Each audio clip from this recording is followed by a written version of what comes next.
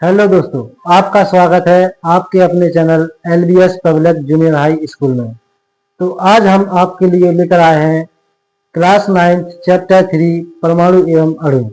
तो आज हम जानेंगे इसमें परमाणु और अणुओं के बारे में कि परमाणु क्या होते हैं और अणु क्या होते हैं।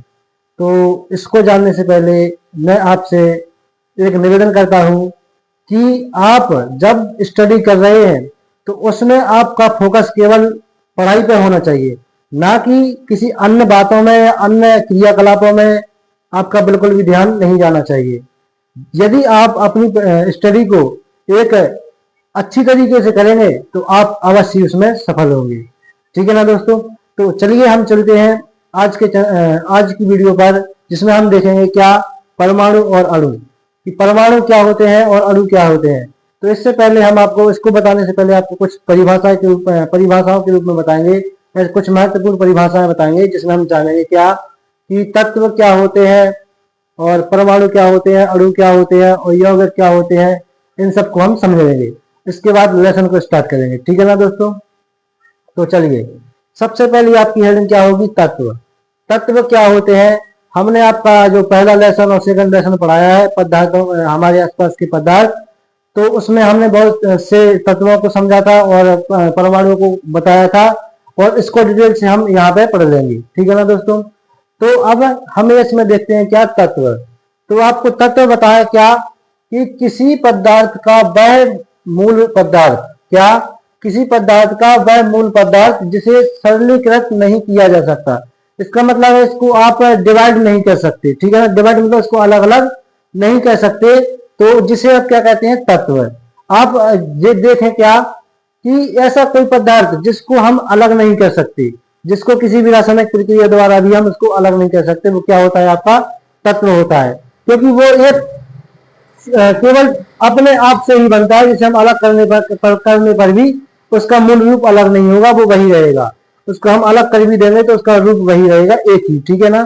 तो जैसे कि हमने यहाँ पे क्या लिया, हाइड्रोजन और कार्बन, ऑक्सीजन, ये सब क्या है, ऐसे तत्व हैं जिनको हम अलग करने पर उसका मूल रूप वही रहता है, तत्व ही रहेगा, और मतलब उसको अलग करेंगे तो उसको अलग रूप नहीं बनेगा। ठीक है ना दोस्तों। तो हमने क्या समझा इसमें कि किसी पदार्थ का वह मूल पदार्थ जिसे सरलीकृत नहीं किया जा सकता, वो आपका क्या होता है, तत्व होता है। ठीक है। जैसे कि हमने यहाँ पे लिया हाइड्रोजन, कार्बन और ऑक्सीजन, आयरन, सोना, चांदी, ये आदि, ये हमने आपको उदाहरण बताए हैं, ये सब आपके क्या है, ऐसे पदार्थ हैं जिनको अलग करने पर उसका मूल रूप परिवर्तित नहीं होता है। ठीक है ना दोस्तों। और अब आपकी अगली हेडिंग है क्या, परमाणु। अब परमाणु क्या होते हैं कि तत्व का वह सूक्ष्मतम रूप, मतलब तत्व का वह छोटे से छोटा कण जो उसके सभी गुणों को प्रदर्शित करता है। क्या, तत्व का वह छोटा से छोटा कण जिसका आप उसके सभी गुणों को प्रदर्शित करता है, वो आपका क्या कहलाता है, परमाणु कहलाता है। समझ में आया ना क्या, कि तत्व का वह सूक्ष्मतम कण जो उसके सभी गुणों को प्रदर्शित करता है। ठीक है, तो वो क्या कहलाते हैं, आपका परमाणु। ठीक है ना दोस्तों। और तत्व और परमाणु, आप वैसे आप कहें कि तत्व क्या है, जैसे ऑक्सीजन, कार्बन, ऑक्सीजन, आयरन, सोना, चांदी, सब क्या है, तत्व है। और परमाणु क्या है, तत्व का सूक्ष्मतम, मतलब तत्व का ही वह छोटे से छोटा कण जो उसके सभी गुणों को प्रदर्शित करता है, वह होता है आपका परमाणु। ठीक है ना। अब परमाणु होता है। अब उसी प्रकार देखेंगे हम क्या, इसमें अणु को क्या देखेंगे, इसमें अणु। अणु क्या होता है कि एक ही तत्व, या देखो एक ही तत्व, इस पर ध्यान देना है, और भिन्न भिन्न प्रकार, भिन्न भिन्न की दो या दो से अधिक परमाणुओं। ठीक है ना। एक ही तत्व या भिन्न भिन्न प्रकार के दो अधिक परमाणुओं के समूह, क्या, इनके समूह जो रासायनिक क्रिया से एक दूसरे से जुड़े हुए होते हैं, वो सब क्या कहलाते हैं, आपके अणु कहलाते हैं। ठीक है ना। ध्यान देना कि एक ही तत्व, कोई या तो कोई तत्व होगा या भिन्न भिन्न प्रकार के अन्य परमाणु होंगे जो किसी रासायनिक प्रक्रिया द्वारा एक दूसरे से जुड़े हुए होंगे, वो सब क्या कहलाते हैं, आपके अणु कहलाते हैं। आपको इसमें समझ में आ रहा होगा क्या कि परमाणुओं से मिलकर ही क्या बनते हैं, आपके अणु बनते हैं। परमाणुओं से मिलकर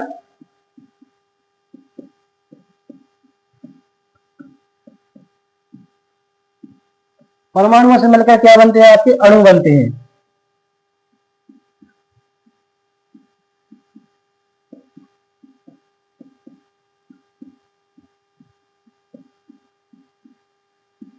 ठीक है ना दोस्तों, इतना समझ में आया क्या कि अन्य परमाणुओं से मिलकर जो भिन्न भिन्न प्रकार के दो या दो से अधिक परमाणुओं से मिलकर आपका एक अणु बनता है।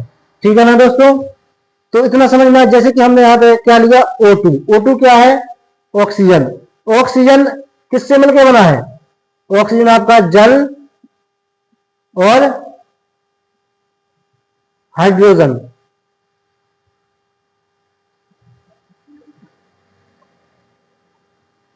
इन दोनों से मिलकर क्या बना है आपका ऑक्सीजन।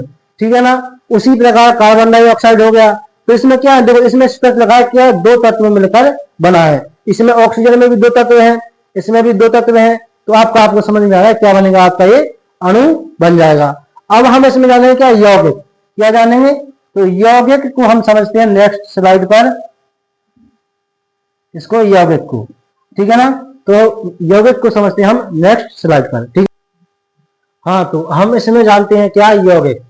तो यौगिक क्या होता है, यानी कि दो या दो से अधिक पदार्थों के मेल से जो बना पदार्थ क्या होता है, आपका यौगिक होता है। ठीक है ना, क्या दो या दो से अधिक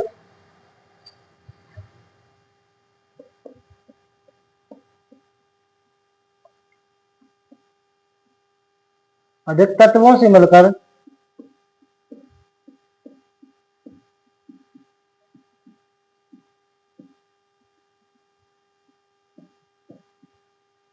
बना पदार्थ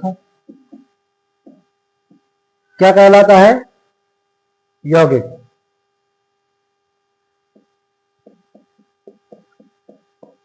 यौगिक कहलाता है। ठीक है ना दोस्तों,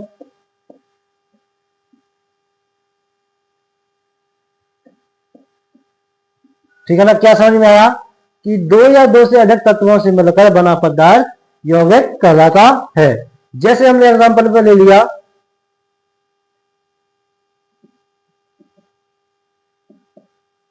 H2O, तो इसमें हमने दो तत्वों को मिलाया क्या, एक तो आपका इसमें हाइड्रोजन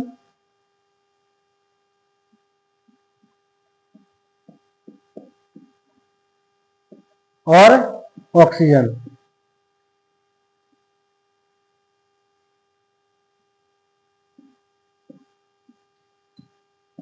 ठीक है ना, तो इसमें क्या दो तत्वों को मिल कर दिया तो क्या बन गया आपका H2O बन गया। ठीक है ना, इसी प्रकार अन्य पदार्थ जो दो या दो से अधिक तत्वों से मिलकर बने होते हैं वो सब आपके क्या कहलाते हैं, यौगिक। अब हम आपको एक स्लाइड के हिसाब से बताएं कि सबसे पहले क्या आता है, उससे क्या बनता है मिलकर। तो आप यहां पर समझे क्या कि आप, जैसे हमने आपको बताया था परमाणुओं से मिलकर क्या बनते हैं, अणु। आप इसमें समझेंगे सबसे पहला क्या आता है आपका, छोटा, सबसे छोटा कण कौन सा होता है, परमाणु। क्या होता है, परमाणु। ठीक है ना, तो ये सबसे छोटा कण होता है। क्या होता है, सबसे छोटा कण क्या होता है, ये होगा आपका सबसे छोटा।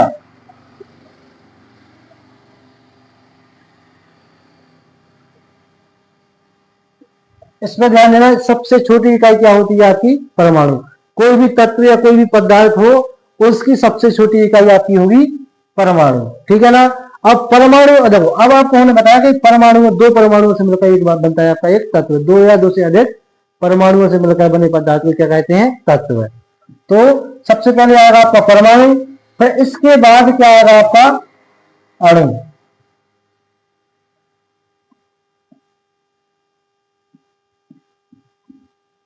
ठीक है ना, कि सबसे छोटी इकाई क्या होगी, परमाणु। उसके बाद बनेगा आपका अणु, और अणुओं से मिलकर क्या बनेगा आपका तत्व। तो इसमें देखें, अणुओं से मिलकर बना पदार्थ तत्व कहलाता है। अच्छा, इसको यहां पे छोड़ा, मैं यहां पे दोबारा समझाते हैं आपको कैसे देखना।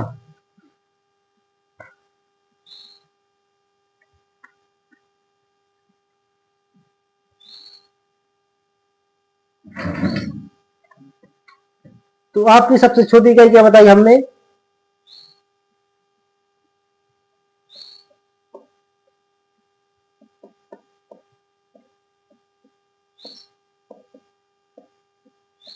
सबसे छोटी इकाई होगी आपकी परमाणु। और अब इसके बाद दो या दो से अधिक परमाणुओं से मिलकर बने पदार्थ कहलाएंगे अणु।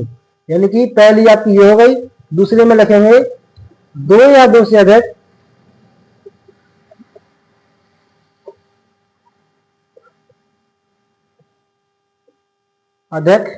परमाणुओं से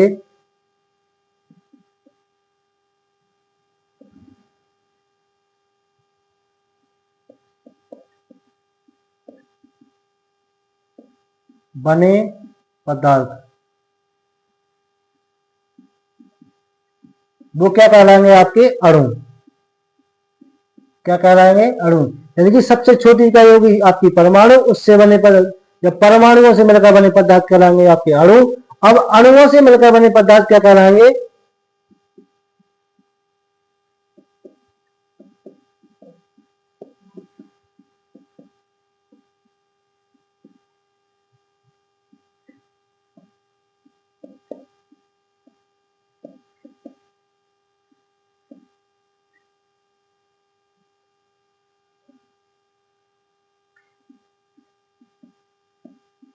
वो क्या कहलाएंगे आपके तत्व। ठीक है ना दोस्तों, क्या कहलाएंगे तत्व। आपको ध्यान में सबसे छोटी इकाई होगी परमाणु, और परमाणु से मिलकर बने पदार्थ हो गए आपके अणु, और अणुओं से मिलकर बने पदार्थ हो गए आपके तत्व, और तत्वों से मिलकर बने पदार्थ आपके क्या कहलाएंगे यौगिक। ठीक है ना। तो तीसरे में देखेंगे हम इसमें, सॉरी तीसरा अपना ये हो गया, और फोर में देखेंगे दो या दो से अधिक